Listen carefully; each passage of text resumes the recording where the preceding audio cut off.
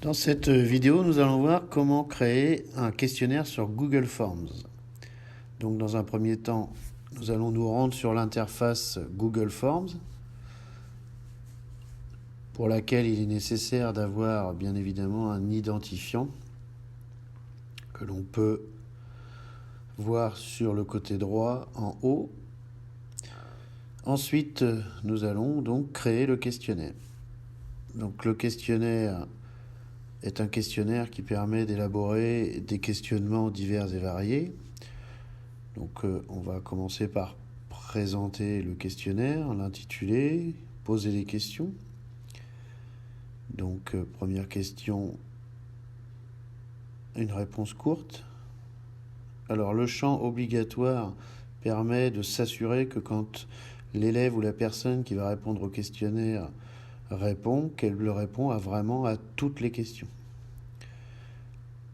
Deuxième question, une troisième question, où là on va demander plutôt un choix multiple. Donc là c'est une réponse possible. Une case à cocher, c'est plusieurs réponses possibles. Donc il faut tester un petit peu toutes les questions pour voir ce qu'il en ressort. Donc toujours l'obligation de répondre. Une autre question. Donc dans cette question, on va utiliser un tableau croisé. Donc il y a deux façons de faire des tableaux croisés, donc ligne et colonne. Donc choix multiple ou case à cocher, toujours le même principe. Donc on sélectionne les lignes que on veut voir apparaître, puis bien sûr les colonnes avec les intitulés de colonnes. Donc là pour l'instant on élabore tout le questionnement. On va voir après comment le transformer en questionnaire. Alors attention, là, exiger une réponse par ligne, si vous cochez cette case-là, ça veut dire que chaque ligne devra être cochée sur au moins une réponse. Donc si vous n'en sélectionnez qu'une dans le tableau, il faut le décocher. Dernière question, donc on va faire un petit menu déroulant, histoire de changer un peu de type de questionnement. Donc on va proposer 3 réponses. Donc là, on va avoir un petit curseur qui va apparaître et puis on verra dérouler les différentes réponses possibles. Là, j'ai mis 2 fois la même chose. Donc l'interface m'interpelle en me signalant que ce n'est pas possible. Donc je vais mentionner une autre réponse. Voilà. Toujours champ obligatoire. On peut aussi sur Google Forms mettre des questionnements avec comme possibilité de réponse une notation. Donc là on va proposer à la personne qui répond au questionnaire de donner la note qu'il pense avoir. C'est juste pour faire un test, pour montrer un petit peu toutes les capacités de l'interface. Donc ça s'appelle une échelle linéaire. Donc on peut donner différents incréments, là en l'occurrence de 1 à 10. Toujours un champ obligatoire. Alors il faut faire attention au champ obligatoire, forcément, si on a des possibilités de réponse diverses qui ne nécessitent pas forcément de tout valider. Dans ce cas-là, il faut bien faire attention de ne pas tout cocher. Donc une séparation pour éventuellement donner un peu d'espace dans le questionnaire.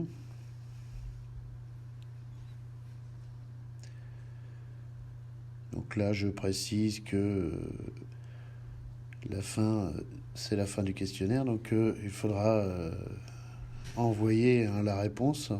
Parfois, ça peut arriver que les personnes qui répondent au questionnaire oublient d'envoyer la réponse. Donc là, on voit le questionnaire.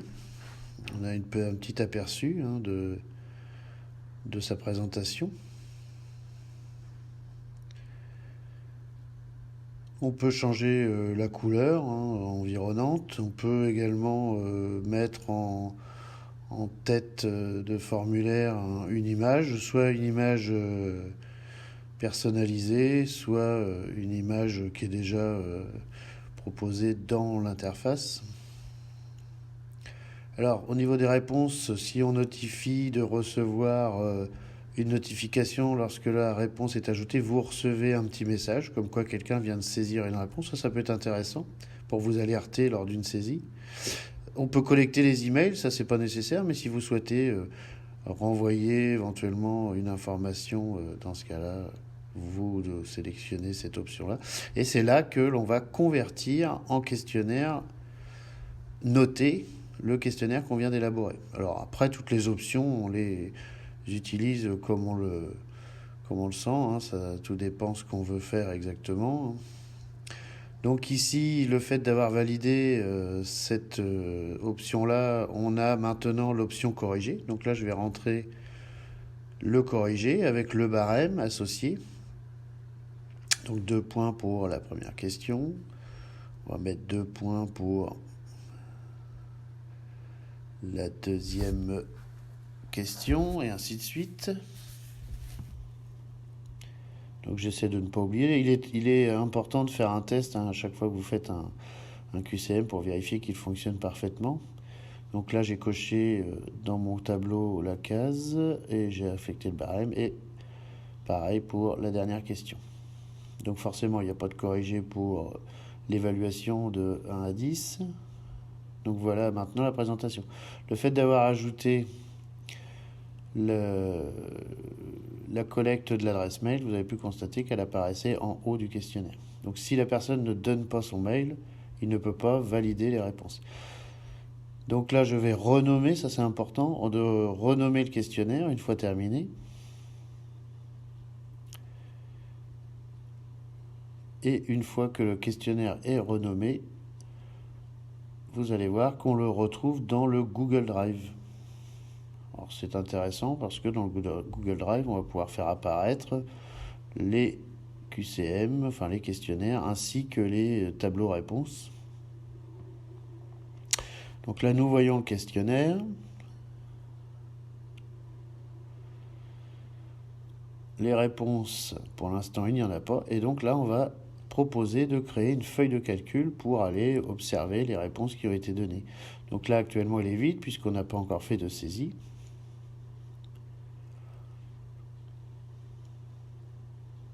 On a nos 2 fichiers qui apparaissent maintenant dans le Google Drive. Alors si on déplace dans un autre répertoire sur le Google Drive et qu'on a créé un lien d'accès, ça pose pas de problème, il les retrouvera forcément. Donc là, je vais répondre au questionnaire sur la version informatique. Donc on précise bien que tous les champs sont obligatoires. À chaque fois qu'il y a un astérix rouge, voilà, et je réponds, et là, j'estime avoir 10. Je fais suivant. Vous voyez, le fait d'avoir fait une séparation, ça aère éventuellement le questionnement. Et j'envoie mes réponses. Je peux revisualiser mes réponses lorsque j'accède à mon questionnaire, en étant connecté sur ma session. On voit les différentes... Alors les réponses sont assez intéressantes, parce que parfois c'est mentionné par pourcentage ou toutes les réponses. Donc là, on voit la personne qui a répondu au questionnaire, qui a eu 10 sur 10. On a l'heure, on a la date, et on a tous les éléments de réponse. Et on a la note 10 sur 10.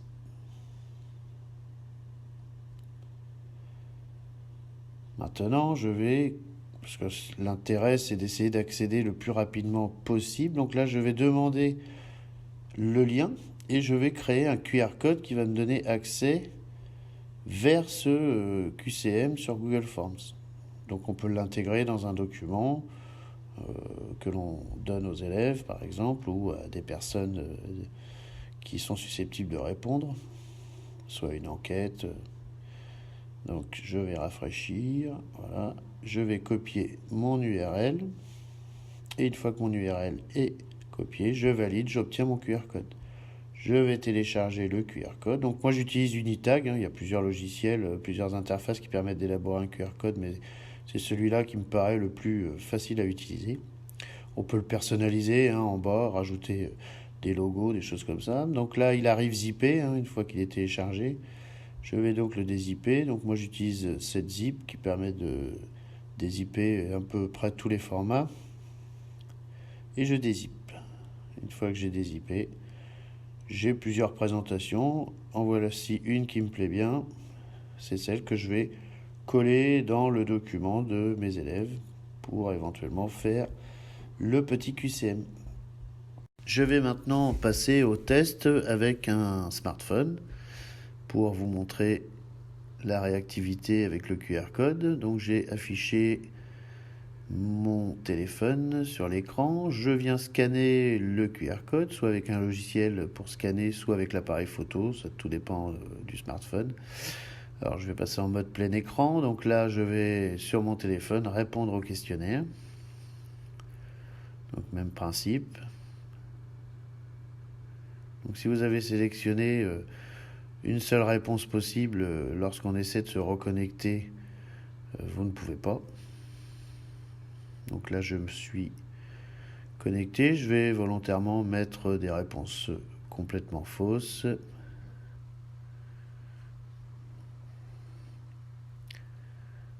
Voilà. Je sélectionne l'établissement. Je mets la note que j'estime avoir, je fais suivant et j'envoie. Et voilà. C'est tout simple, c'est rapide. Les élèves n'ont pas à connaître le lien, ils accèdent directement. Je vais maintenant les vérifier sur l'ordinateur, sur mon interface, les réponses. Donc je retourne sur Google Drive et j'ouvre mon fichier qui s'intitule questionnaire réponse, donc c'est le tableau, et on constate qu'il y a bien eu la réponse suivante avec une super note de 0 sur 10.